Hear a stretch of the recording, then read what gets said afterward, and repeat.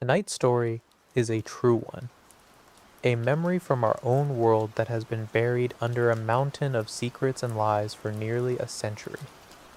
It is the story of a quiet desert night, a violent storm, a flash in the sky, and something that fell to earth in the summer of 1947. It is the story of Roswell.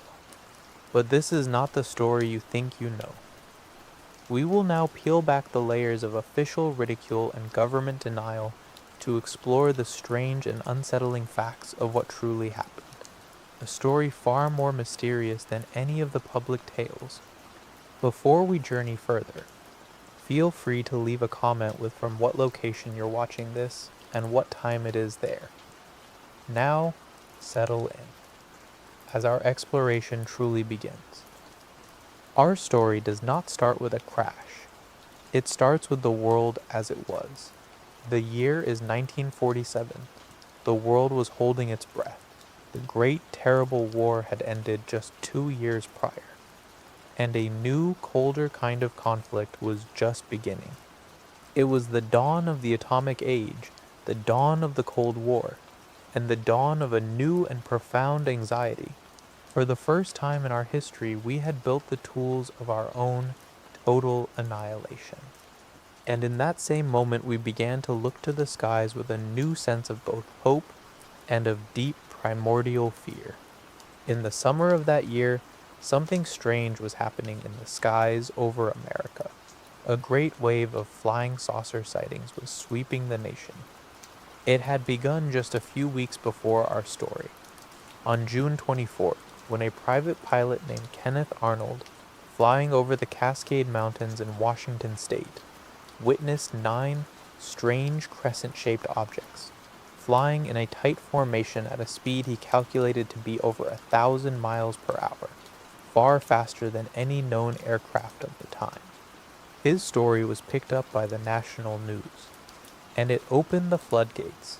Suddenly, hundreds and then thousands of ordinary people and credible observers like police officers and commercial pilots were reporting similar, strange, unexplainable things in the sky. The world, it seemed, was on edge, its eyes turned upward, searching the heavens, half expecting to find either saviors or invaders. It is in this atmosphere of profound anxiety and strange celestial expectation that our story moves to its central location, a small, quiet, and deeply isolated town in the middle of the New Mexico desert, Roswell. But Roswell, in 1947, was not a sleepy backwater town. It was in fact one of the most important and most sensitive military locations on the entire planet. It was the home of the Roswell Army Airfield, and more specifically, it was the home of the 509th Bomb Group. This was not just any military unit. The 509th was the most elite, the most advanced, and the most secretive Air Force group in the world. They were the men who had dropped the atomic bombs on Hiroshima and Nagasaki just 2 years earlier. Roswell Army Airfield was, at that time, the world's only nuclear-armed airbase. It was the literal heart of America's and the world's new and terrifying atomic power. This is a crucial and often overlooked fact. Whatever happened in the desert that summer, whatever fell from the sky did not fall in a random empty location. It fell directly into the lap of the most secure and most technologically advanced military installation on the face of the earth. The story now leaves the world of military secrets and moves to a vast, empty, and lonely sheep ranch, about 75 miles northwest of the town. It is here that we meet the first, perhaps the most important character in our strange tale, a man named William Mac Brazel. Mac Brazel was the foreman of the Foster Ranch, a simple and respected man, known for his quiet competence and his honesty. He was not a man given to fantasy or to telling tall tales. On the evening of July 4th, 1947, a powerful and unusually violent thunderstorm swept across the desert. Mac Brazel and his family heard a strange, loud explosion during the storm, an explosive sound that was different from the normal clap of thunder, but in the chaos of the storm, they thought little of it. The next morning, the sun rose, hot and bright, over the New Mexico plains. The air was clean, washed by the storm. As Mac Brazel saddled his horse to inspect his property for damage, his mind was on his daily chores of checking on his scattered flock of sheep. He had no idea, as he rode out into the quiet of that desert morning, that he was about to discover a secret that his government would spend the next 75 years trying to bury. When the brilliant sun rose over the rain-soaked desert on the morning of July 5th, 1947, the ranch foreman William Mac Brazel saddled his horse to inspect his property. His mind was on simple things, mending fences, checking on his scattered flock of sheep. He had no idea, as he rode out into the quiet of that desert morning, that he was about to discover a secret that his government would spend the next 75 years trying to bury. As he rode across the vast empty pasture, he saw something from a distance, a strange reflection, a glimmer of light from the ground that did not belong. It was not the familiar glint of a rock or a piece of glass. It was something else. Curious, he steered his horse towards the reflection. As he crested a small rise, he stopped. Spread out before him, for as far as he could see, was a field of debris, unlike anything he had ever witnessed. It was not the concentrated, twisted, and burned wreckage of a conventional plane crash. It was a vast, almost ethereal field of strange, lightweight material, scattered over an area that he would later describe as being 3/4 of a mile long and several 100 feet wide. He dismounted and began to walk through the strange, silent wreckage. The first thing he noticed was the material itself. It was a collection of countless, small, and incredibly strange fragments. There were pieces of a thin, foil-like substance, similar to tin foil, but profoundly different. It was, according to Brazel and the other witnesses who would later handle it, a material of impossible properties. It was a memory foil. If you took a piece of this thin, silvery metal and crumpled it up tightly in your hand into a ball, it would, upon being released, unfold itself, completely and perfectly, leaving no creases, no wrinkles, no sign that it had ever been crushed.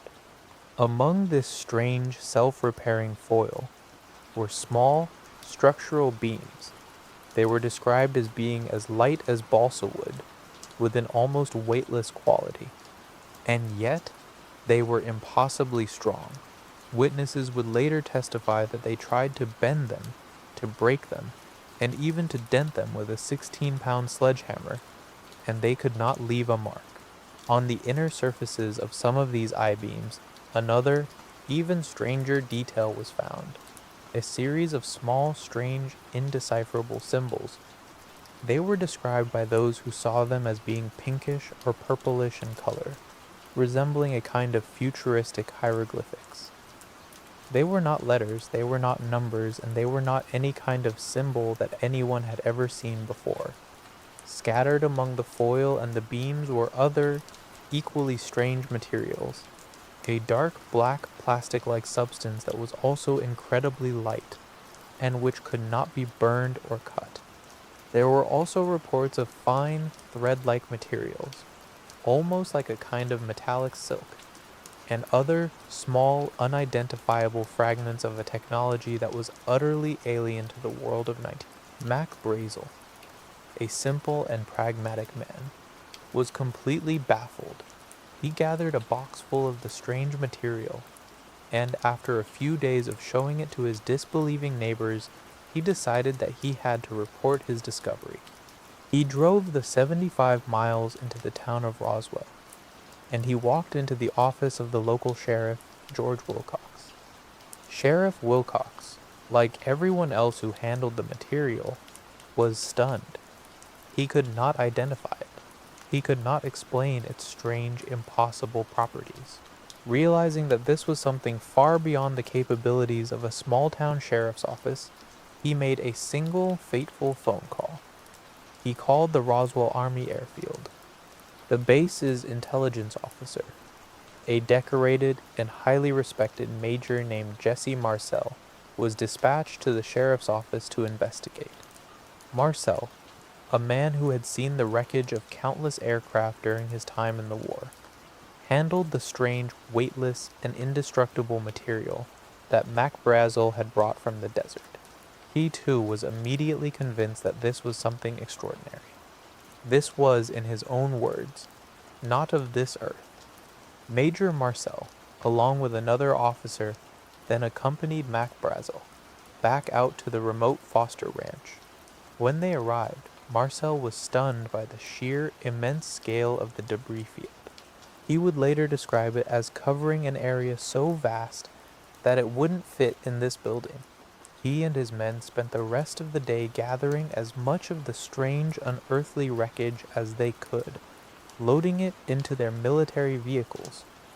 The next morning, on July 8, 1947, Major Marcel returned to the base and showed the incredible material to his commanding officer, the base commander, Colonel William Blanchard. After examining the impossible, memory foil, and the unbreakable, hieroglyphic-covered beams, Colonel Blanchard made a decision that would echo through history. He ordered the base's public information officer, a man named Walter Haught, to issue a press release. And in the early afternoon of that day, a statement went out on the Associated Press wire service that would electrify the entire world. The press release was simple, direct, and unambiguous. The many rumors regarding the flying disc became a reality yesterday when the intelligence office of the 509th Bomb Group of the 8th Air Force, Roswell Army Airfield, was fortunate enough to gain possession of a disc through the cooperation of one of the local ranchers and the sheriff's office of Chaves County. For a few brief, shining, and incredible hours, the official declared position of the United States military from the world's most advanced and most sensitive nuclear airbase was that they had recovered a crashed flying saucer from the New Mexico desert. The story exploded in newspapers across the globe. It seemed the great silence had been broken. But this moment of incredible official revelation was not the beginning of a new era of openness. It was the beginning of a cover-up, a story that would be, within a matter of hours, officially and forcefully retracted, rewritten, and then buried under a mountain of ridicule and denial for over 30 years. For a few brief, shining, and incredible hours on July 8, 1947, the official declared position of the United States military from the world's most advanced and most sensitive nuclear airbase was that they had recovered a crashed flying saucer from the New Mexico desert. The story, sent out on the Associated Press wire, exploded in newspapers across the globe. It seemed, for a moment, that the great silence of the cosmos had been broken, that the most profound question in human history had finally been answered. But this moment of incredible official revelation was not the beginning of a new era of openness. It was the beginning of a cover-up, a story that would be within a matter of hours officially and forcefully retracted, rewritten, and then buried under a mountain of ridicule and denial for over 30 years. The news of the captured flying disc sent immediate shockwaves, not just through the public, but up the military chain of command.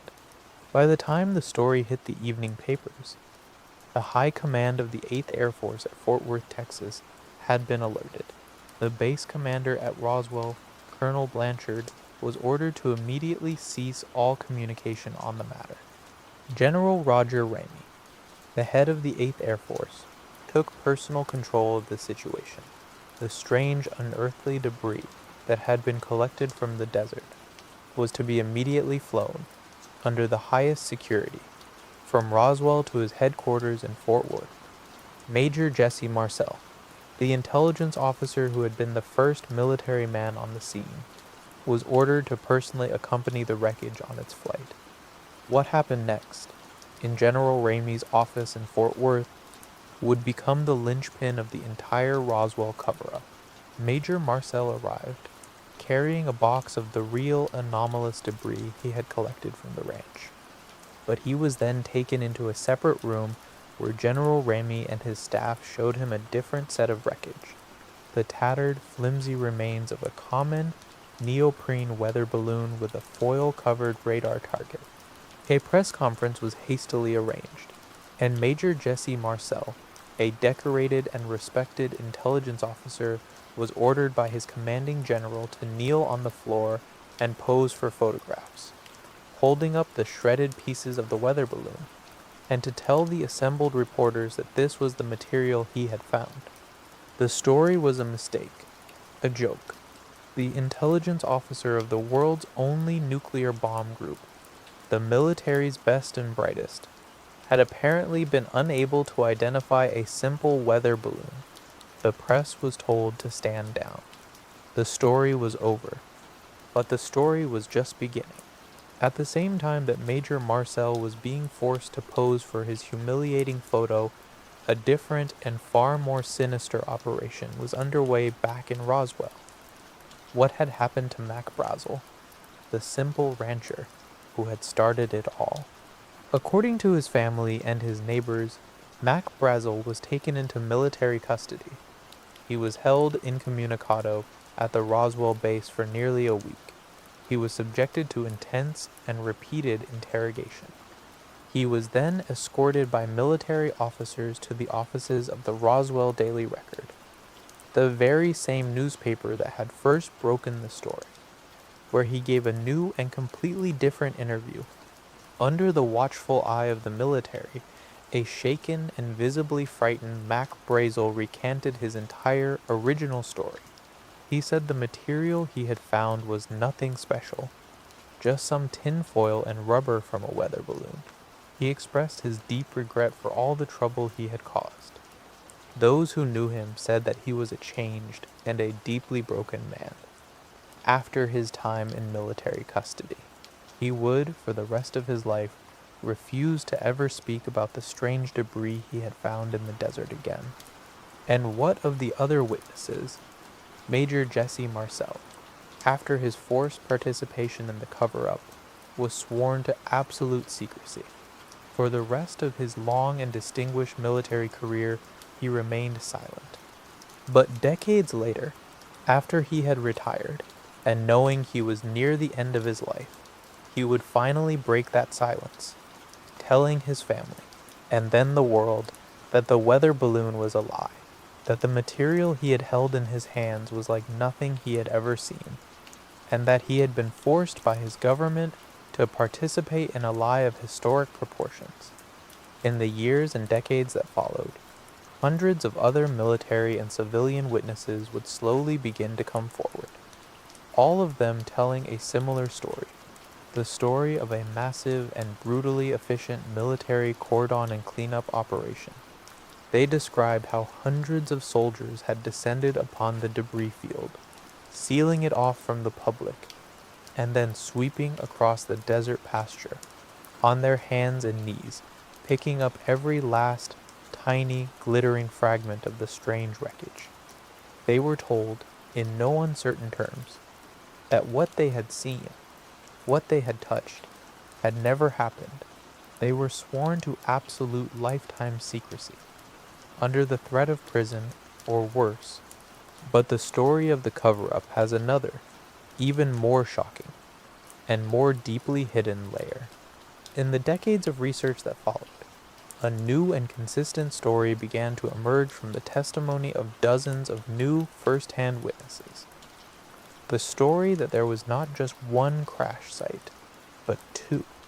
The vast debris field found by Mac Brazel was just that, a field of light wreckage, from an object that had exploded or shed material in mid-air during the violent thunderstorm. The main body of the craft, the flying saucer itself, had, according to these witnesses, continued on for some distance, before crashing, largely intact on the remote plains of San Agustin, miles away from the first site. It is here, at this second secret site, that the story moves from a simple crash of strange debris and into the realm of the truly profound. It is here that the witnesses, including military personnel, local police officers, and civilian archaeologists who were working in the area, claim to have seen the craft itself, and most disturbingly, the bodies of its non-human crew. The local mortician in Roswell at the time, a man named Glenn Dennis, would later testify that in the days following the crash, he received a series of strange and deeply unsettling phone calls from the mortuary officer at the Roswell base.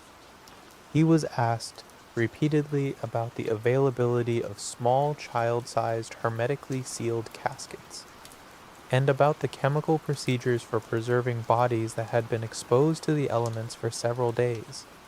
The bodies, according to the consistent testimony of the dozens of witnesses who claimed to have seen them, either at the crash site or at the Roswell Base Hospital, were small, and not of this earth.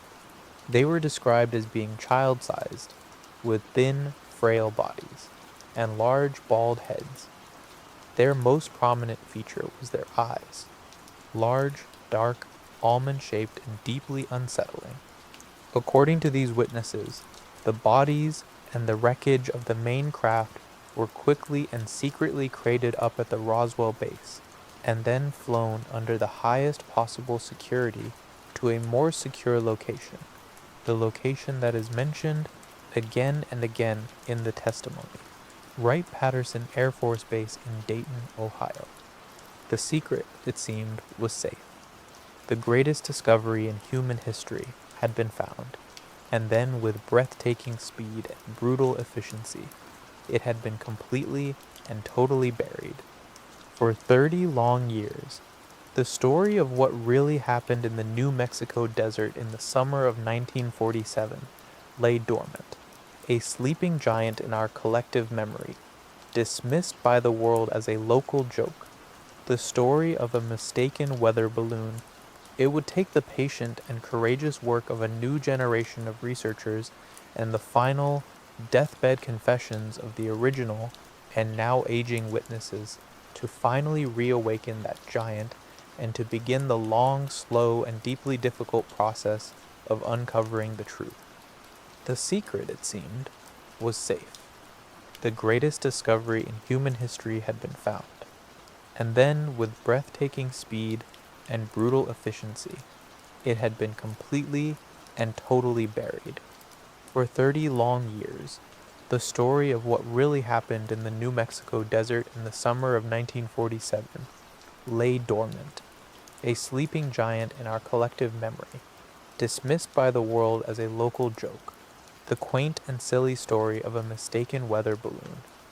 The world moved on. The Cold War deepened. Humanity took its first steps into space, and the original witnesses to the Roswell event grew old, carrying their profound and heavy secret with them, in silence. It would take the patient and courageous work of a new generation of researchers and the final deathbed confessions of the original and now aging witnesses to finally reawaken that giant, and to begin the long, slow, and deeply difficult process of uncovering the truth. The first crucial crack in the 30-year wall of silence came in 1978. A nuclear physicist and dedicated UFO researcher named Stanton Friedman, who was convinced that there was more to the Roswell story, managed to track down a key and long-forgotten witness. That witness was the now retired Major Jesse Marcel, the very same intelligence officer from the 509th Bomb Group who had been the first military man to handle the debris and who had been forced to pose for the humiliating weather balloon photographs.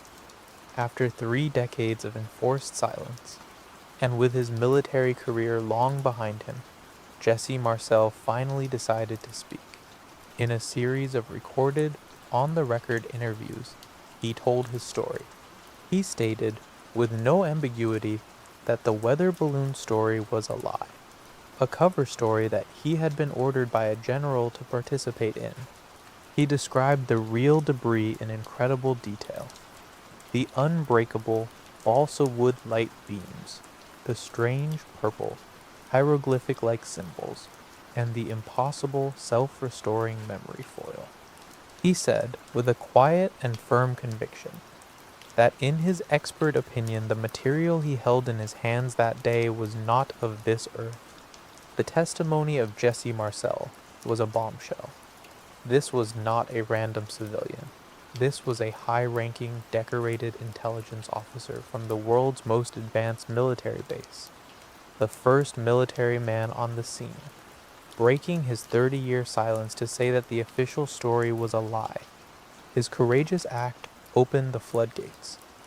Inspired by Marcel's testimony, a new generation of dedicated researchers, writers like William Moore, Charles Berlitz, and later the team of Kevin Randall and Don Schmidt, began the painstaking decade-long work of finding and interviewing every single person they could find who had been in Roswell in the summer of 1947.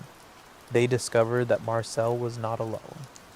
They found hundreds of other witnesses, many of them former military personnel from the Roswell base, who were now in their old age and no longer afraid of official retribution.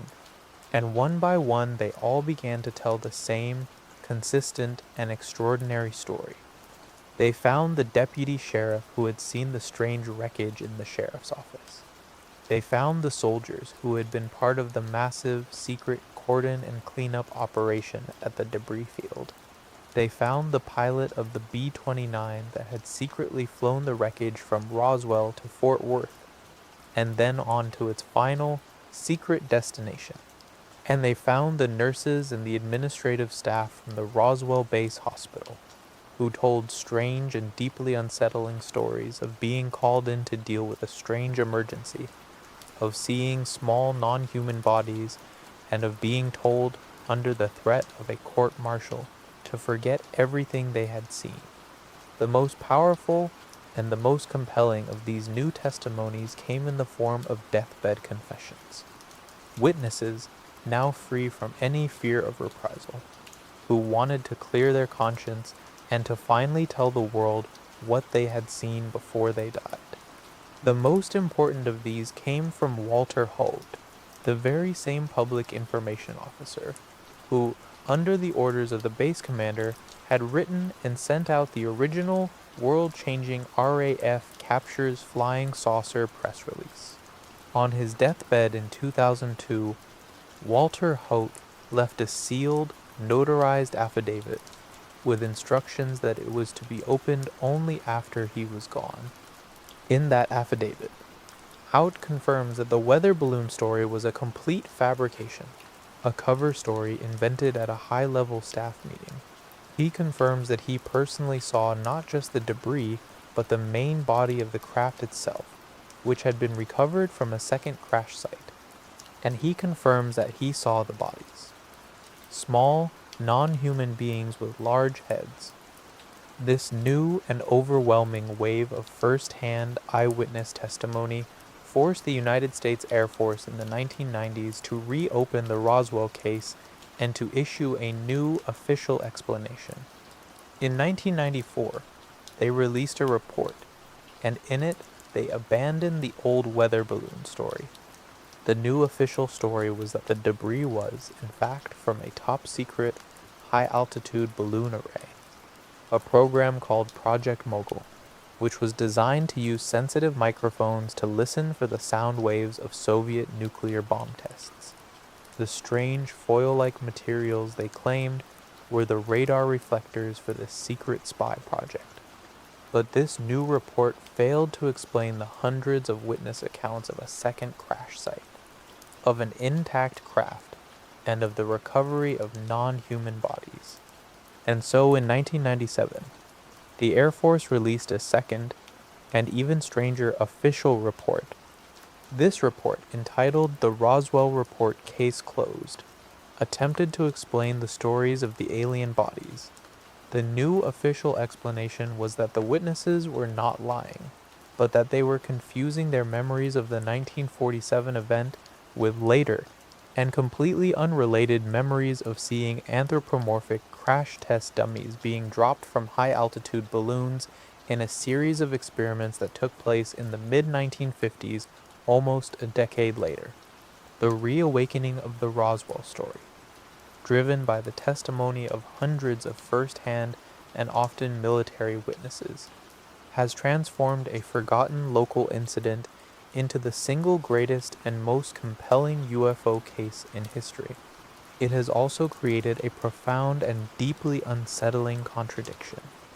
On one side, we have the consistent, sworn, and often deathbed testimony of hundreds of credible individuals, all of them telling the same basic story, a story of impossible materials, of a crashed, unearthly craft, and of the recovery of its small, non-human crew. On the other side, we have the official and strangely shifting story from the United States government, a story that began as a simple, mistaken weather balloon, and then, 50 years later, evolved into a complex and almost unbelievable narrative of secret Cold War spy projects, and the confused, time-traveling memories of crash test dummies. This leaves us with a simple and a deeply uncomfortable question. Who is telling the truth? The reawakening of the Roswell story, driven by the sworn and often deathbed testimony of hundreds of first-hand witnesses, has transformed a forgotten local incident into the single greatest and most compelling UFO case in history. It has also created a profound and deeply unsettling contradiction. On one side, we have the consistent testimony of hundreds of credible individuals, all of them telling the same basic story, a story of impossible materials, of a crashed, unearthly craft, and of the recovery of its small, non-human crew.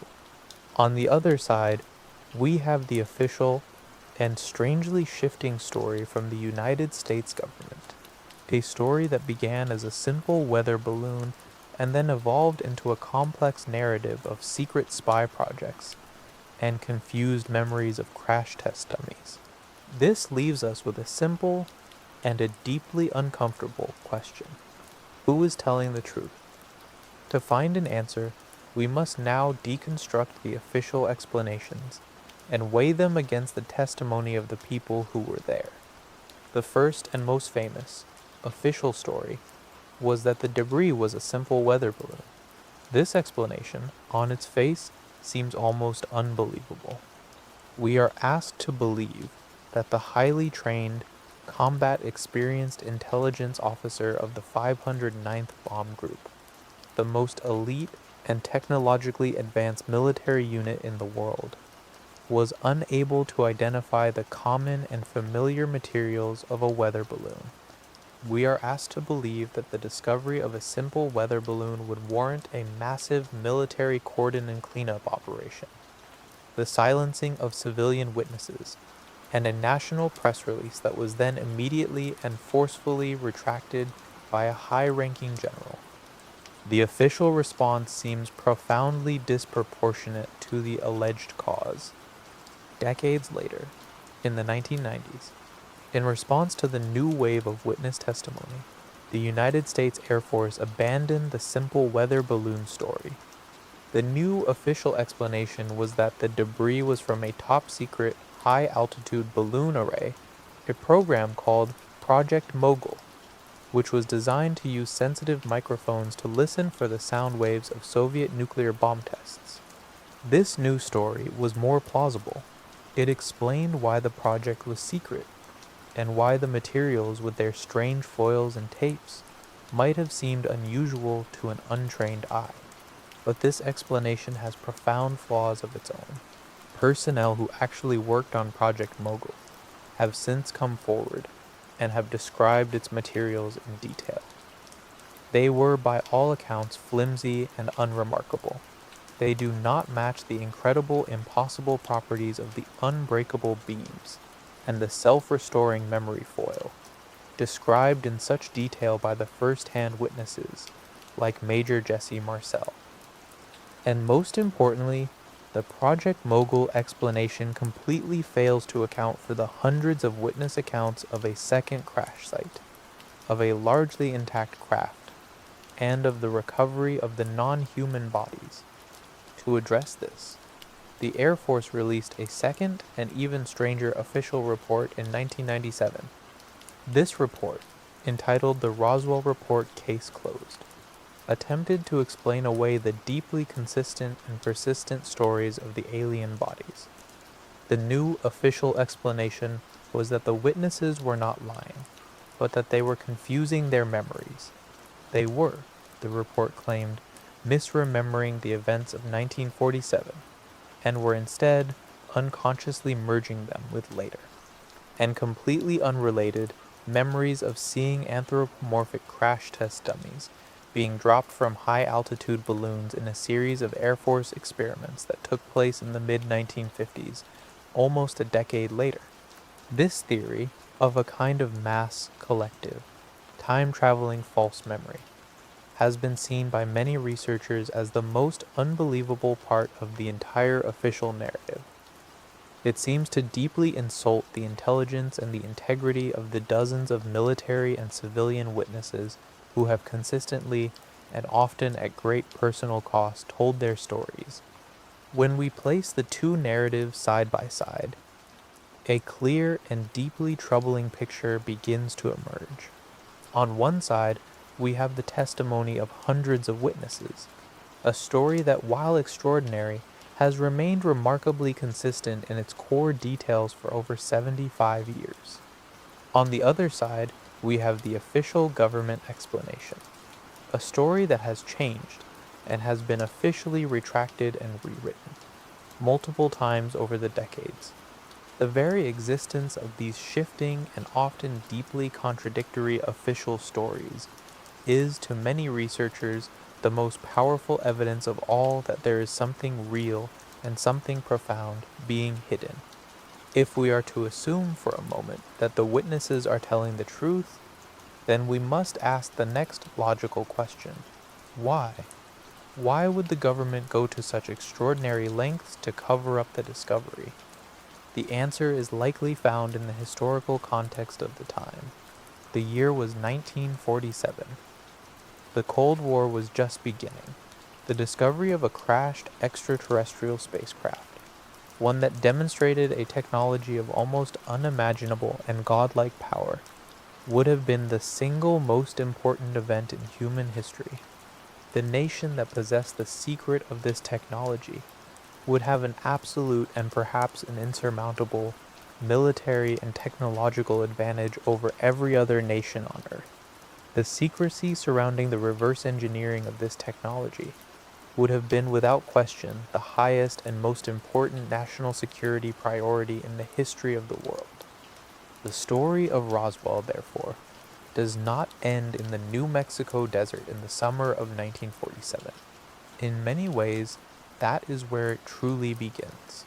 It continues, in the shadows, in the secret laboratories and the hidden underground bases of the military-industrial complex, as we are now forced to explore the incredible and perhaps the alien-derived technological revolution that mysteriously and suddenly began just after the summer of 1947.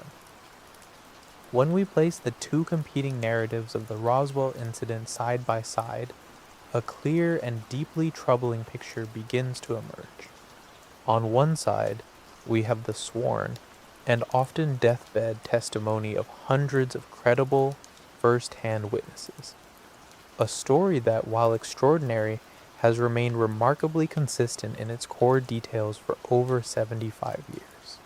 On the other side, we have the official government explanation, a story that has been officially retracted and rewritten multiple times, evolving from a simple weather balloon to a secret spy balloon, to a bizarre and almost unbelievable theory of confused, time-traveling memories of crash test dummies. The very existence of this shifting and often deeply contradictory official narrative is, to many researchers, the most powerful evidence of all that there is something real and something of profound importance being hidden from the public. But if a craft, and perhaps even its non-human crew, were indeed recovered from the New Mexico desert, then we must ask the next and most logical question: what happened to them? Where did the technology go? The story of the Roswell wreckage, after it was secretly flown out of Fort Worth, disappears into the deepest, darkest, and most classified corners of the American military-industrial complex. And it is here, in the years and decades immediately following the summer of 1947, that our own world begins to change suddenly and inexplicably. We are now forced to explore the incredible and perhaps the alien-derived technological revolution that mysteriously and suddenly began just after the Roswell event. In the year 1947, the world was a profoundly different place. The most advanced technologies of the era were propeller-driven aircraft, bulky and fragile vacuum tube electronics, and the first room-sized and primitive digital computers. But in the years and decades that followed, humanity experienced a technological leap so sudden, so profound, and so exponential in its growth that it has no precedent in all of our history. Suddenly, and seemingly out of nowhere, a series of revolutionary and world-changing technologies began to emerge from the world's most advanced corporate and military research laboratories. The transistor, fiber optics, integrated circuits, lasers, Kevlar, night vision, stealth technology. Each of these inventions upon which our entire modern digital world is built seems to have appeared almost fully formed in the years immediately following 1947. Is this just a coincidence? The official explanation is that this was simply a golden age of human ingenuity, a perfect storm of brilliant minds and post-war government funding. But there is another, more unsettling, and more extraordinary explanation, the possibility that humanity had help, that our greatest and most revolutionary inventions were not invented at all, but were in fact reverse engineered from a gift that fell violently and unexpectedly from the sky. Consider the invention of the transistor. In December of 1947, just 5 months after the Roswell crash, a team of scientists at Bell Labs announced its creation. This tiny, solid-state device would replace the bulky and inefficient vacuum tube, and would become the fundamental building block of all modern electronics, from the radio to the smartphone. The official story is that this was a brilliant and purely human invention, but many of the first-hand witnesses to the Roswell debris, including Major Jesse Marcel, described the strange, unearthly electronics they found as being solid-state, with no tubes and no wires. Could the invention of the transistor have been the first successful attempt to replicate this strange alien circuitry? Then there is the mystery of fiber optics. Multiple credible witnesses to the Roswell wreckage described finding thin, thread-like materials among the debris, fibers that were as thin as a fishing line, but were completely unbreakable. Just a few years later, in the 1950s and 60s, the science of fiber optics, the technology of transmitting information as light down thin, flexible glass fibers, suddenly and rapidly began to develop, leading to the global communications network we have today. Is the similarity between the strange, unbreakable threads found in the desert and this revolutionary new technology just another coincidence? And what of stealth technology? The Roswell craft was described as being small, and according to some reports, it was difficult to detect on radar. The debris itself included strange, dark materials that seemed to absorb light. Decades later, in the deep secrecy of the world's most advanced military facilities, the first stealth aircraft, like the F-117, were developed. The key to their invisibility was not just their strange angular shape, but their skin, which was coated in special radar-absorbent materials. Did we learn the secret of stealth from the strange black non-reflective materials that were recovered from the desert in 1947? These questions for a long time were purely speculative, but in 1997, a high-ranking and highly credible military officer came forward with a story that seemed to connect all of these disparate dots. Colonel Philip J. Corso was a decorated Army intelligence officer who had served on President Eisenhower's National Security Council. In his book, The Day After Roswell, published just before his death, he made an explosive and world-changing claim. Corso alleged that in the early 1960s, he was given personal command of the Foreign Technology Desk at the Army's Research and Development Department. His job, he claimed, was to take the strange, unearthly materials that had been recovered from the Roswell crash and to secretly and deniably seed them into the research and development programs of America's leading technology and defense corporations. Corso claimed that he was the man who personally and secretly gave fragments of the alien memory foil to Bell Labs to help them develop the transistor and the integrated circuit, that he provided the strange thread-like fibers to telecommunications companies, and that he shared the secrets of the alien craft's stealth capabilities with the aerospace industry. His claims are, of course, highly controversial, and without the classified documents he said would prove them, are ultimately unproven. But he was a real high-ranking officer, with a documented and distinguished career in military intelligence. A man who was, by all accounts, in exactly the right place at the right time to have done exactly what he claimed he did. The technological revolution that began in the late 1940s and 1950s is the single greatest and most rapid period of innovation in all of human history. It is the foundation upon which our entire modern digital world is built. Is it all just a golden age of human ingenuity? Or did we have help?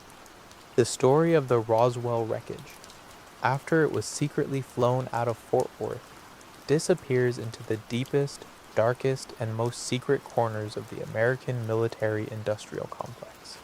A place that has become a legend in its own right. A place that has become synonymous with the secrets of the UFO phenomenon. A place known to the world as Area 51.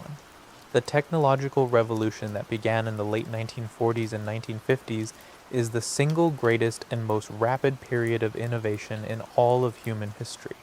It is the foundation upon which our entire modern digital world is built. The official explanation is that this was simply a golden age of human ingenuity, a perfect storm of brilliant minds and post-war government funding. The alternative, more unsettling explanation is that humanity had help, that our greatest inventions were not invented at all, but were reverse engineered from a gift that fell violently and unexpectedly from the sky. This leaves us with a profound and almost unanswerable question. If we did recover this technology, where was it taken? The story of the Roswell wreckage, after it was secretly flown out of Fort Worth, disappears into the deepest, darkest, and most secret corners of the American military-industrial complex. A secret of this magnitude would require a very special place to be kept. A place that is remote, that is secure, and for all intents and purposes, a place that does not officially exist. A place that has become a legend in its own right, a name that is now synonymous with the deepest secrets of the UFO phenomenon, a place known to the world as Area 51. For decades, the United States government officially denied that Area 51 even existed. It was a blank spot on the map, a ghost, located in a remote dry lake bed in the Nevada desert, surrounded on all sides by mountains and a vast restricted airspace the size of a small country. It is one of the most secure and inaccessible locations on the face of the earth. The official story, once its existence was finally declassified in 2013, is that the base is a simple, if secret, testing facility for advanced experimental aircraft. It is the birthplace of legendary black projects, like the U-2 spy plane and the F-17 Nighthawk stealth fighter. But there is another, far stranger and far more incredible story about what truly goes on in the deep underground facilities of this secret base. In 1989, a man named Bob Lazar came forward in a series of televised interviews in Las Vegas with a story that would either be the greatest revelation in human history or the most elaborate and complex of hoaxes. Lazar claimed to be a physicist who had recently worked at a secret facility called S4, located in the mountains just a few miles away from the main Area 51 base at Groom Lake. His job, he claimed, was to be part of a team of scientists tasked with the most important and most secret project on the planet, the reverse engineering of the propulsion system of one of 9 captured extraterrestrial spacecraft that the United States government had in its possession. Lazar described the craft he personally worked on, which he called the Sport model, in incredible detail. It was a classic saucer-shaped craft, about 52 feet in diameter, made of a strange, seamless silver metal with no visible rivets or joints. He described being able to walk inside it, and seeing that its interior was strangely small and seemed to be built for beings that were not human-sized. He claimed that the propulsion system was a small, powerful reactor that used a stable isotope of a super heavy, and at the time officially undiscovered element, element 115, as its fuel source. This reactor, he alleged, generated an intense gravitational field, allowing the craft to bend and distort the fabric of space-time itself in order to travel, a form of propulsion that is, even today, far beyond our most advanced theoretical physics. The story of Bob Lazar has been for 30 years the subject of intense debate, ridicule, and investigation. Skeptics point out correctly that Lazar's claimed educational and employment records from institutions like MIT and Caltech cannot be officially verified, and that there is no public record of him ever working for the government in the capacity he described. But the evidence that corroborates his story is equally and deeply compelling. Investigative journalists were able to confirm that he was listed as a physicist working at the Los Alamos National Laboratory, a secure facility that often feeds into the secret world of black projects. Friends and family from the time have since come forward to confirm that he did in fact disappear to work on a strange project in the Nevada desert.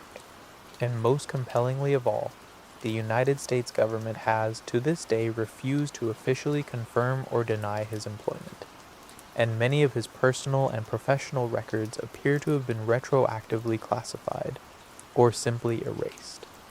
The story of Bob Lazar and of Area 51 itself has become the central foundational myth of modern ufology. It is a story that is both impossible to prove and impossible to completely and totally dismiss.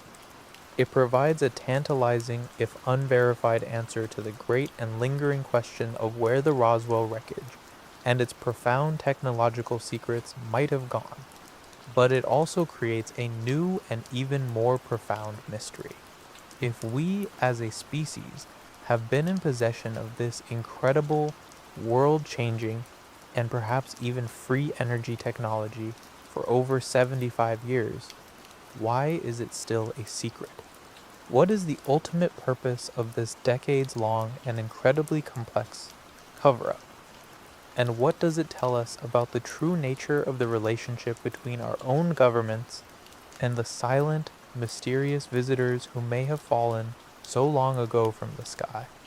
The story of Bob Lazar and of Area 51 itself has become the central, foundational myth of modern ufology. It is a story that is both impossible to prove and impossible to completely and totally dismiss. It provides a tantalizing, if unverified, answer to the great and lingering question of where the Roswell wreckage and its profound technological secrets might have gone. But it also creates a new and even more profound mystery. If we, as a species, or at least one of our governments, have been in possession of this incredible, world-changing, and perhaps even free energy technology for over 75 years, why is it still a secret? What is the ultimate purpose of this decades-long and incredibly complex cover-up, and what does it tell us about the true nature of the relationship between our own governments and the silent, mysterious visitors who may have fallen so long ago from the sky?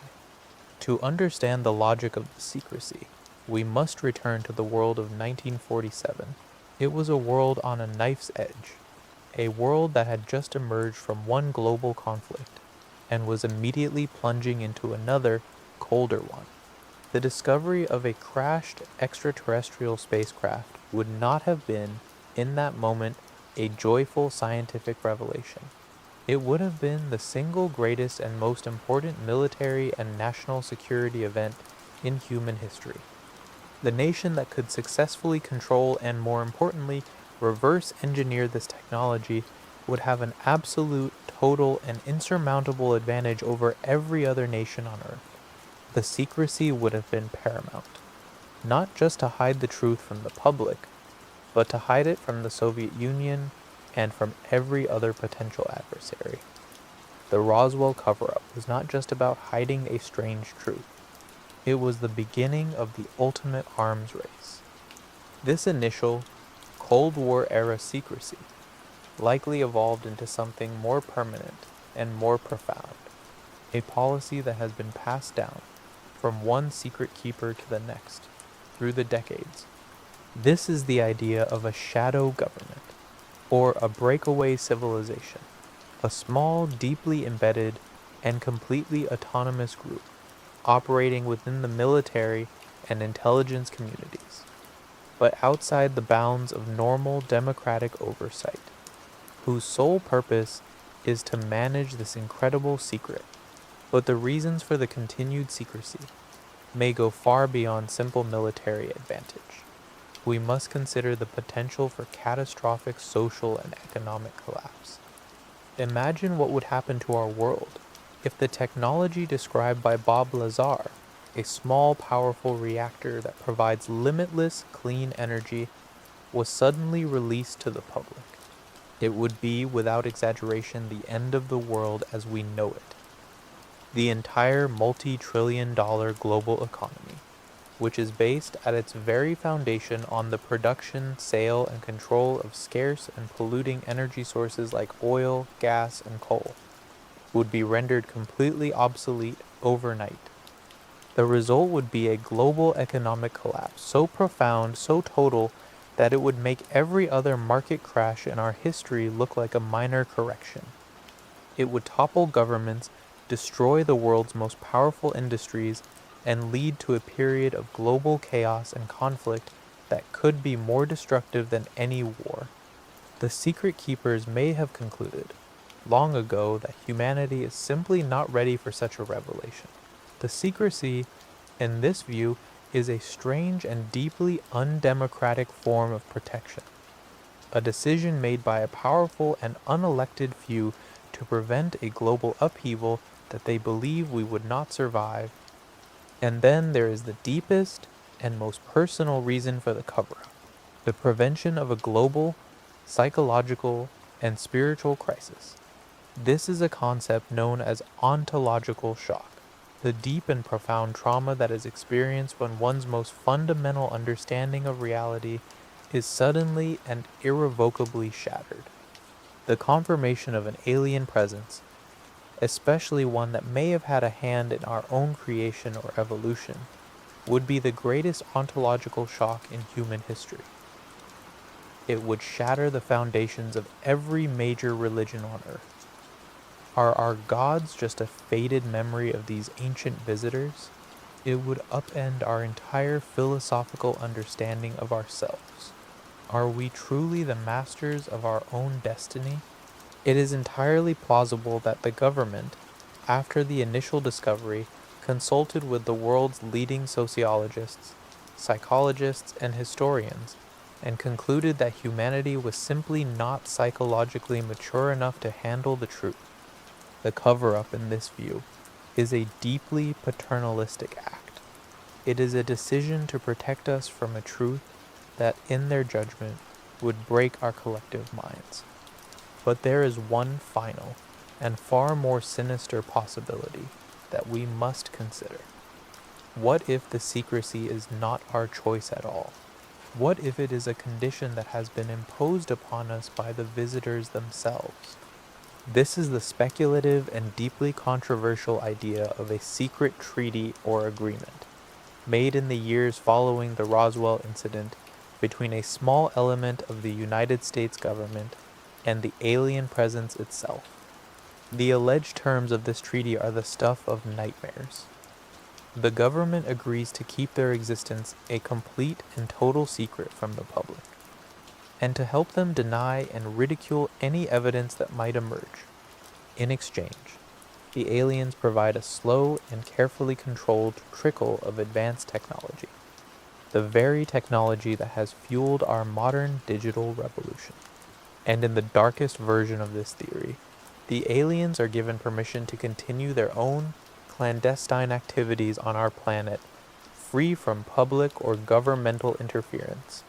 Activities that may include the abduction of human citizens for their own unknowable genetic purposes. The horror of this idea is that our own leaders may have long ago traded our species' autonomy and our right to know the truth for the simple, glittering prize of advanced technology. The reasons for the 75-year-long cover-up, from national security to economic stability to the prevention of a global psychological crisis, are as complex and as compelling as the event itself. They paint a picture of a small group of human beings, deep within the shadows of power, who have been tasked with managing the single greatest and most profound secret in human history. But this entire sprawling and deeply mysterious story, from a crashed disk in a desert pasture to a secret underground base in Nevada, has been a profoundly and almost exclusively American one. If this event was real, if our world was visited, it could not have happened in a geopolitical vacuum. What was the rest of the world seeing at this time? The search for the truth of the Roswell secret now forces us to expand our view, to look at the strange and consistent patterns of sightings and events that were happening, all at the same time, in every corner of the globe. The reasons for the 75-year-long cover-up of the Roswell event, from the preservation of a supreme military advantage to the prevention of a catastrophic social and economic collapse, are as complex and as compelling as the event itself. They paint a picture of a small group of human beings, deep within the shadows of government, who have been tasked with managing the single greatest secret in human history. But this entire sprawling and deeply mysterious story, from a crashed disk in a desert pasture to a secret underground base in Nevada, has, so far, been a profoundly and almost exclusively American one. If this event was real, if our world was truly visited by a non-human intelligence, it could not have happened in a geopolitical vacuum. What was the rest of the world seeing at this time? The search for the truth of the Roswell secret now forces us to expand our view, to zoom out from the specific details of the New Mexico desert, and to look at the strange and consistent patterns of sightings and events that were happening all at the same time in every corner of the globe. The great flying saucer craze of the summer of 1947 was not just an American media phenomenon. It was a genuine and widespread global wave of inexplicable sightings. The story, in fact, does not begin in Roswell. It begins a year earlier, in 1946, in the skies over Scandinavia. For over a year, the nations of Sweden, Norway, and Finland were besieged by a phenomenon that came to be known as the ghost rockets. Thousands of credible witnesses, including military pilots and radar operators, reported seeing silent rocket-shaped or cigar-shaped objects, often trailing a strange green light, maneuvering intelligently in their airspace. On hundreds of occasions, these objects were seen to crash into remote Swedish lakes. The Swedish military took the threat so seriously that they formed a special top-secret committee and spent months trying to recover the wreckage, but they found nothing but strange, unexplained craters in the lake beds. The initial theory was that these were captured German V-2 rockets, being secretly tested by the Soviet Union, but this explanation was quickly dismissed. The performance of these ghost rockets, their silent flight, their high speeds, and their intelligent maneuvers was far beyond the capabilities of any known rocket technology of the time. This unexplained wave of sightings over Scandinavia was the prelude, the opening act, for the great global flap of 1947. In the weeks and months surrounding the Roswell incident, the phenomenon went global. Newspapers from across Europe were filled with stories of flying discs. There was a famous sighting by multiple witnesses over the Vatican City. There was a wave of reports from Italy, from France, and from Spain. In South America, newspapers in Brazil, in Chile, and here in Argentina. All detailed public sightings of strange, silent, metallic, disc-shaped objects in the sky, and all around the world. The descriptions of these objects were remarkably and impossibly consistent.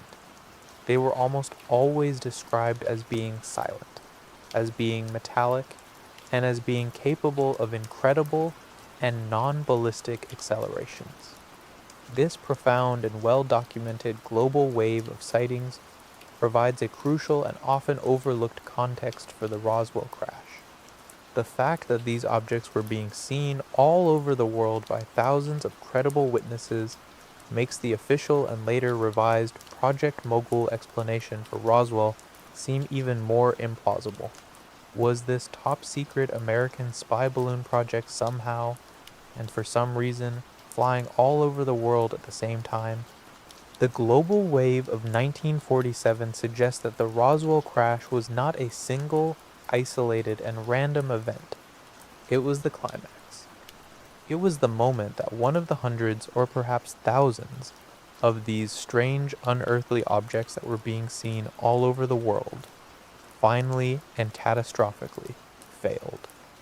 This completely reframes the entire Roswell story, and the subsequent cover-up. The cover-up was not just about hiding one single crashed disk. It may have been about hiding a much larger and much more terrifying truth. The truth that our planet was, in the summer of 1947, under a state of widespread, intense, and overt observation by an unknown and non-human intelligence. The Great Flying Saucer Wave of 1947, which began with the strange, silent ghost rockets of Scandinavia and culminated in the spectacular crash and recovery in the New Mexico desert, seemed to fade as mysteriously as it had begun. By the end of the year, the number of global sightings had decreased dramatically, and the world's governments, having successfully pushed the entire unbelievable story back into the shadows of ridicule and denial, were able to breathe a collective sigh of relief. But the secret, once it has been learned, cannot be unlearned. The men and women deep within the secret corridors of the military-industrial complex, who had handled the impossible wreckage and who had seen the small non-human bodies, now had a profound and world-changing task ahead of them. They had to understand it, they had to replicate it, and they had to keep it a secret from the rest of the world at all costs. The next chapter in our long and strange story takes us into the decades that followed 1947, a period of official denial, of quiet, intense, and deeply secret work, and of the long and strange legacy of the Roswell event. the Great Flying Saucer Wave of 1947, which began with the strange, silent ghost rockets of Scandinavia and culminated in the spectacular crash and recovery in the New Mexico desert, seemed to fade as mysteriously as it had begun. By the end of the year, the number of global sightings had decreased dramatically, and the world's governments, having successfully pushed the entire unbelievable story back into the shadows of ridicule and denial, were able to breathe a collective sigh of relief. But the secret, once it has been learned, cannot be unlearned. The men and women deep within the secret corridors of the military-industrial complex, who had handled the impossible wreckage, and who had seen the small non-human bodies, now had a profound and world-changing task ahead of them.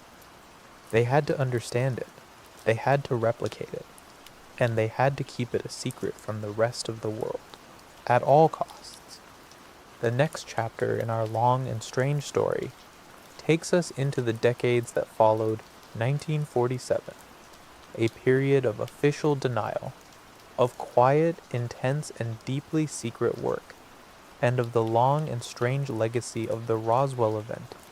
In the years immediately following the Roswell incident and the Great Flying Saucer Flap, a new and deeply strange phenomenon began to be reported.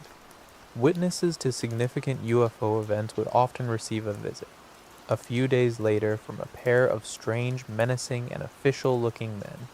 They were described, almost universally, as being dressed in dark and often ill-fitting black suits.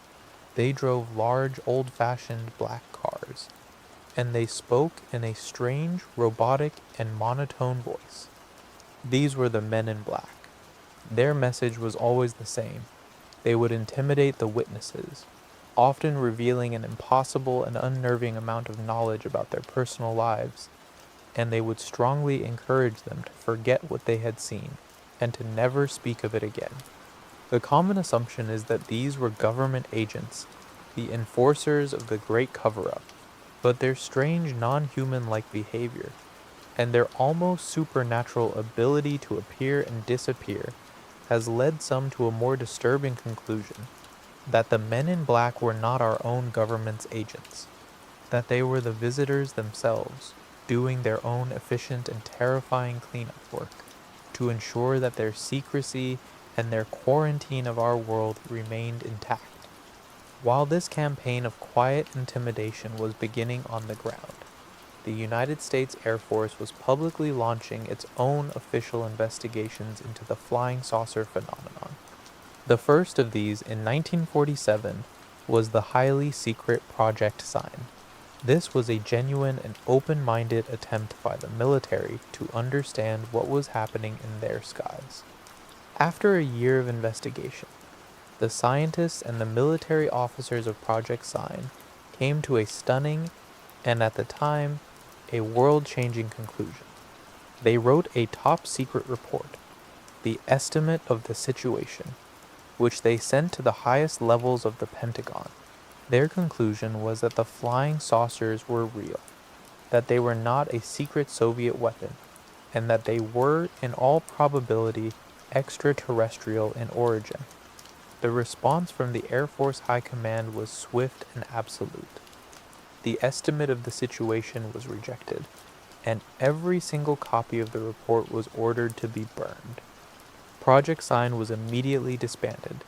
It was replaced by a new project, with a new and far more cynical mandate, Project Grudge. The purpose of Project Grudge was not to investigate the UFO phenomenon, but to debunk it. Its official and secret mission was to explain away every single sighting, no matter how credible, as a misidentification, a hoax, or a natural phenomenon. This was the official beginning of the government's 75-year-long policy of public denial. The final and most famous of these official studies was Project Blue Book, which ran from 1952 to 1969. The public purpose of Blue Book was to be a transparent and scientific investigation into the UFO mystery, but its real and secret purpose was to be an exercise in public relations. a way to calm the public's fears and to debunk the most significant sightings. The project's most famous scientific consultant was a respected astronomer named Dr. J. Allen Hynek, who was, when he began his work, a profound and committed skeptic. But over the course of his 20 years with the project, as he personally investigated thousands of cases, and as he spoke to hundreds of credible and often highly decorated military and civilian pilots, his skepticism slowly and then completely eroded. He saw too many cases that could not be explained away. Cases with multiple independent witnesses. Cases with corroborating radar data. Cases that defied all logical and all scientific explanation. The most famous of these was the Great Washington, D.C. Flap of 1952, where for 2 consecutive weekends, multiple strange and fast-moving objects were seen, both visually and on multiple independent radar systems, flying over the most restricted airspace on the planet, including the White House and the Capitol building.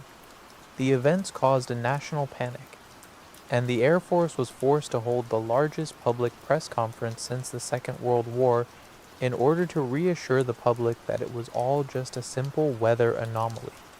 But Dr. Hynek and many others knew that it was not.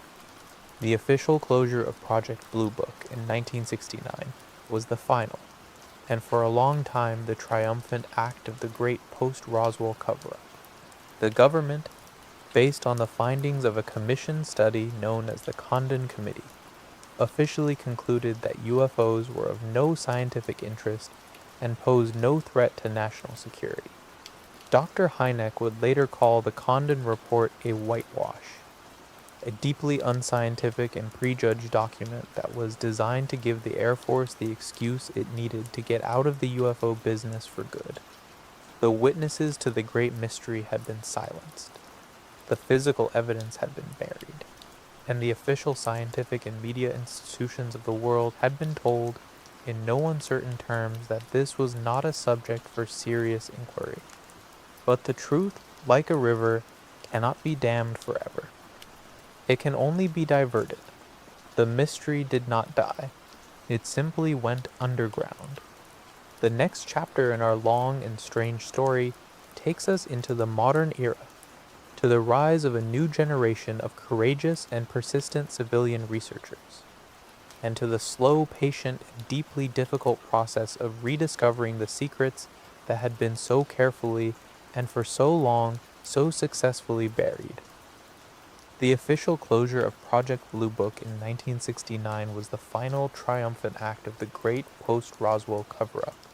The government had successfully taken the most profound and important mystery in human history and had relegated it for a generation to the realm of science fiction and tabloid fantasy. The mystery did not die. It simply went underground, kept alive by a small, dedicated group of civilian researchers. For nearly 50 years, the official world remained silent. But in 2017, the great dam of secrecy finally and spectacularly began to break. In a landmark front-page article, the New York Times published a story that would change the world. The article revealed the existence of a secret and recently disbanded Pentagon program called the Advanced Aerospace Threat Identification Program, or AAT. This was the first official confirmation that the U.S. government had in fact been secretly and seriously studying the UFO phenomenon in the modern era. And with the article, they released 3 stunning high-resolution infrared videos captured by the advanced sensor pods of United States Navy F-18 fighter jets. These videos, which have come to be known as the Gimbal, Go Fast, and FLIR 1 or Tic Tac videos, were the first official declassified pieces of evidence that showed what our most highly trained military pilots were encountering on a routine basis. The videos show strange, unidentifiable objects performing maneuvers that are, by our current understanding of physics and aerodynamics, completely impossible. The gimbal video shows a strange saucer-shaped object rotating against the wind. The Go Fast video shows a small, incredibly fast object zipping just above the surface of the ocean. And the Tic Tac video from the famous 2004 USS Nimitz encounter shows a smooth, white, wingless, Tic Tac shaped object that was able to hover and then accelerate to hypersonic speeds in an instant. This was not blurry, civilian footage. This was hard, multi-sensor data, captured by our most advanced military hardware, and it was accompanied by the sworn on-the-record testimony of the decorated Navy pilots, like Commander David Fravor, who had witnessed these objects with their own eyes. This release triggered a seismic shift in the public and political conversation. The subject of UFOs was no longer a joke. It was now a serious and urgent matter of national security. In the years that have followed this initial revelation, the dam of secrecy has continued to break. The United States government has now officially acknowledged the reality of these objects, creating a new permanent office within the Pentagon, the All-Domain Anomaly Resolution Office, or AARO, whose sole purpose is to investigate these incursions into our airspace. In 2021, the Office of the Director of National Intelligence released a landmark, unclassified report on the UAP phenomenon to the United States Congress. The report's conclusions were stunning. It stated that of 144 credible incidents reported by the military between 2004 and 2021, 143 of them remain completely unexplained. The report officially stated that these objects demonstrate advanced technology, and it explicitly ruled out the possibility that they are secret American technology.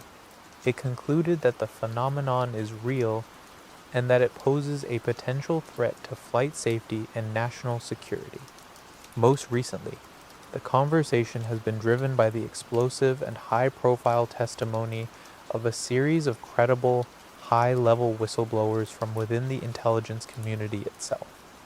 A former, high-ranking intelligence official named David Grush has come forward with extraordinary, on-the-record and sworn testimony to the United States Congress, alleging the existence of secret, illegal, and long-running government programs that have, for decades, been retrieving crashed, non-human spacecraft.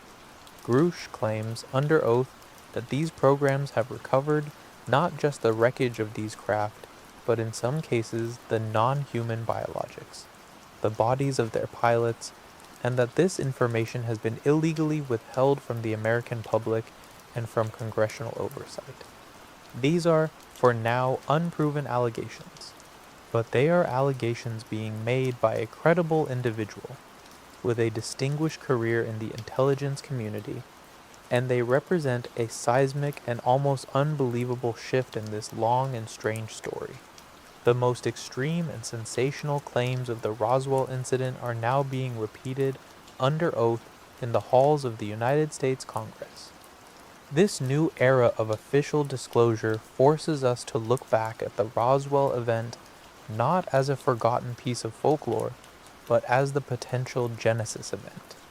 The original sin of a cover-up that has lasted for 3/4 of a century. The silence, it seems, is beginning to break, but this only raises a more urgent and more terrifying question. If they are here, and they are real, and our own governments are finally beginning to admit it, what is their agenda? The final phase of our investigation must now confront the most difficult and most important question of all. Is this new era of openness a prelude to a peaceful, benevolent, and long-awaited revelation? Or is it the quiet and the calm before a coming storm? We must now explore the darkest and most unsettling theories about their ultimate endgame, and what this new era of official disclosure could mean for the future and the survival of the human race. The recent and official acknowledgement of unidentified aerial phenomena has dragged a profound and undeniable mystery out of the shadows and into the harsh open light of day, the great silence of the cosmos, it seems. After all this time, is beginning to break. This new reality, however, only serves to raise a new and far more urgent and more terrifying question. If they are here, and they are real, and our own governments are finally beginning to admit it, what is their ultimate agenda? The final phase of our investigation must now confront the most difficult and most important question of all. Is this new era of openness a prelude to a peaceful, benevolent, and long-awaited revelation? Or is it the quiet and the calm before a coming storm? We must now move beyond the simple question of their existence and explore the darkest and most unsettling theories about their ultimate endgame, and what this new era of official disclosure could mean for the future and the survival of the human race. The most sober and strategically minded analysis suggests that the persistent and increasing presence of UFBs in our skies is a form of long-term strategic reconnaissance. Their behavior, their passive observation, their specific and documented interest in our most advanced military capabilities, and particularly in our nuclear weapons, paints a clear picture. They are engaged in a thorough and patient threat assessment of our civilization. This does not necessarily imply an immediate, hostile invasion. A hyper-advanced and cautious intelligence would want to fully and completely understand a younger civilization's technological and psychological capabilities before making any overt move, whether that move is peaceful or otherwise. The unsettling implication is that they are treating us as a potential future adversary, or at the very least, a volatile and unpredictable variable that needs to be carefully and continuously monitored. Our recent technological explosion has put us on their radar in a new and more serious way. A more insidious and far more terrifying theory proposes that their end game is not a future military confrontation, but a slow, quiet, and almost invisible infiltration. A direct, overt invasion is a crude, messy, and inefficient method of conquest for a hyper-advanced civilization. A far more effective and more patient strategy is to conquer a world from within. This is where the strange and persistent phenomenon of alien abduction and the alleged hybridization program takes on its most sinister meaning. What if the goal of this long-running genetic project is not just to study us, but to create a silent fifth column, a population of human-alien hybrids that can live among us, undetectable, who look and act exactly like we do, but whose ultimate loyalties lie elsewhere? In this scenario, the slow, patient goal is to gradually and secretly replace the native population, or to subtly influence our society, our culture, and our centers of power from within, over the course of many generations. The horror of this idea is that the invasion may have already happened, and that we have already unknowingly lost. The aliens are not coming from the stars. They are already here, walking among us, and perhaps are even a part of us. There is another, more pragmatic and less personal motivation that could explain their presence. What if their interest is not in us, our civilization, or our consciousness at all? What if their interest is simply in our planet? Earth is an incredibly rare and valuable piece of cosmic real estate. A stable, water-rich world with a complex, self-sustaining biosphere that is the product of 4.5 billion years of uninterrupted evolution. Such worlds may be the ultimate prize in the galaxy. Their endgame, in this view, is resource exploitation. But the resource they are interested in may not be something as crude as gold or oil. It could be our planet's rare and incredibly complex genetic diversity, our biosphere itself. They might be cosmic biologists, or exofarmers, who see our world as a rich and fertile ground from which they can harvest unique genetic information, information that has taken billions of years to evolve, and which they can then use for their own unknowable purposes.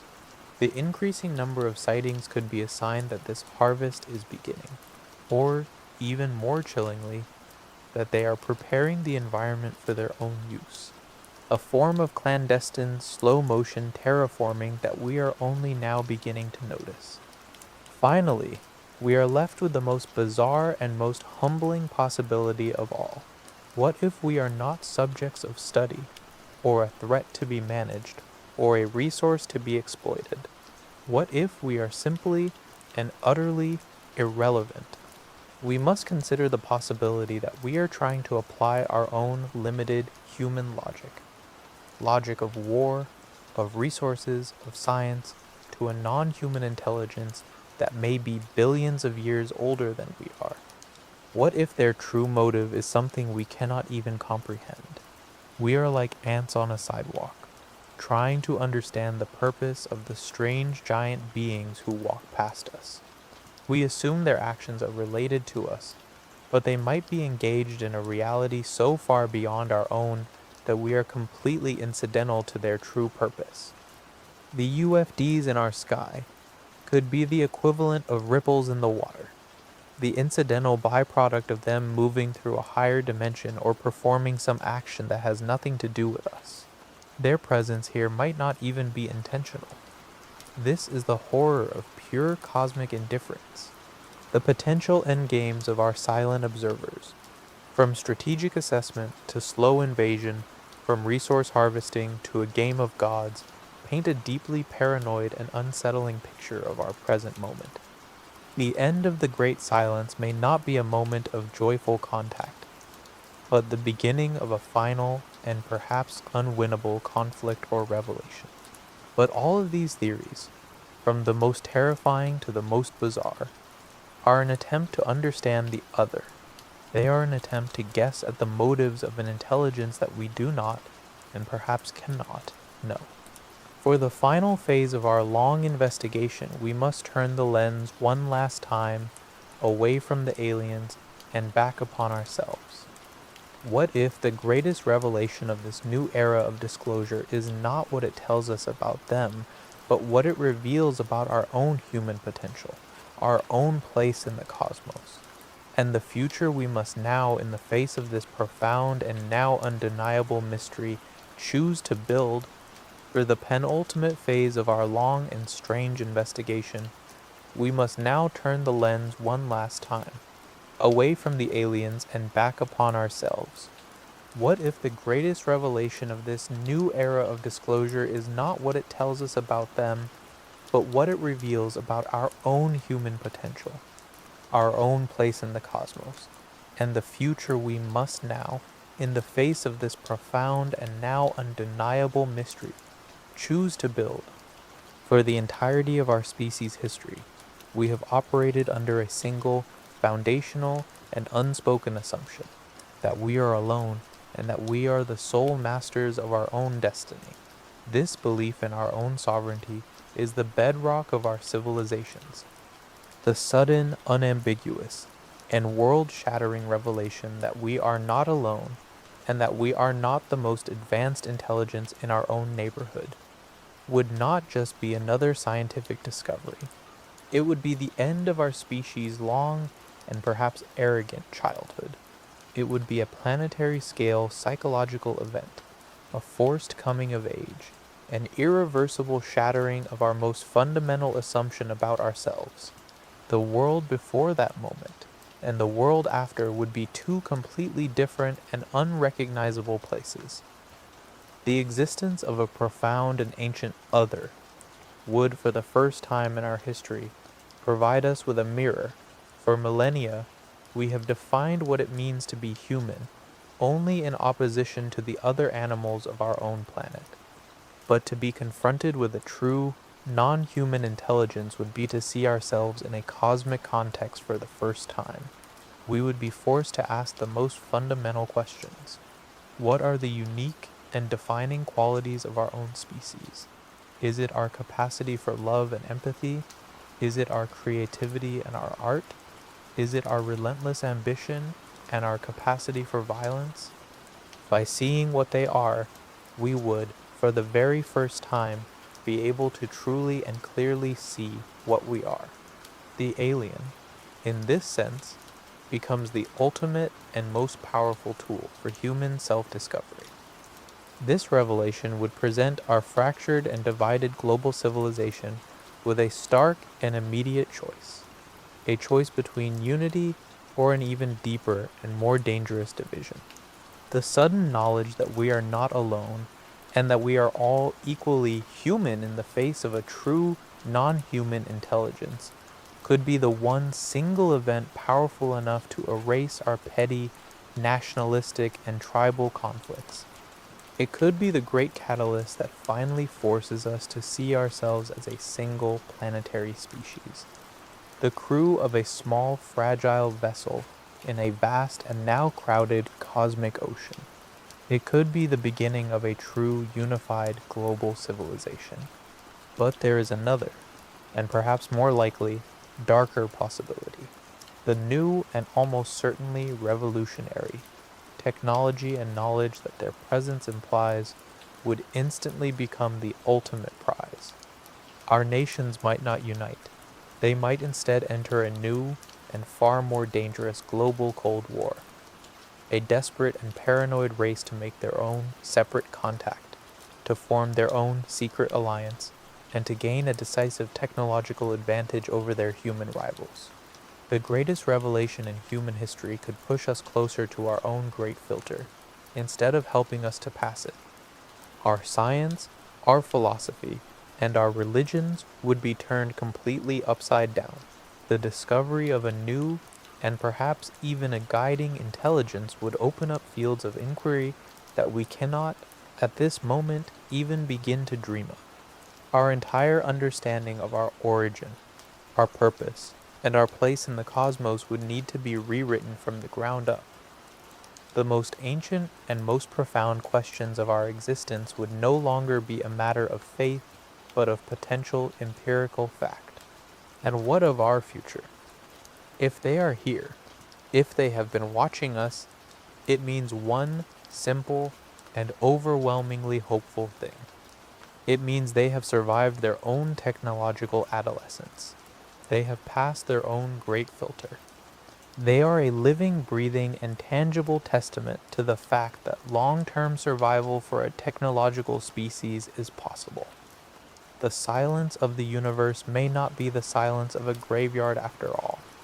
The ultimate challenge for us, then, is to learn the right lessons from their presence, to see their long and persistent silence, and their incredible stealth, not as an act of menace, but perhaps as a model of the profound caution, the deep wisdom, and the long-term thinking that is required to survive on a cosmic and a geological timescale.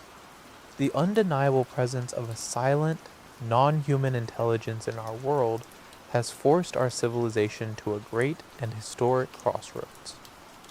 It is a mirror that shows us both the breathtaking promise of a unified cosmic future and the terrible peril of our own persistent, self-destructive nature. The choice of what to do next, how to react, and who we, as a species, will choose to become in the face of this profound revelation is the great and final test that has been placed before our generation. We have journeyed from a single strange debris field in a forgotten desert, through a 75-year-long history of secrets, lies, and whispers. We have explored the motives of the keepers of the secret and the potential endgame of the visitors themselves. For the final part of our bedtime story, we must reflect on the tale's ultimate meaning. We must ask what the story of Roswell, in all its mystery and contradiction, truly tells us about our world, our future, and our place in a universe that is far stranger and far more crowded than we ever knew.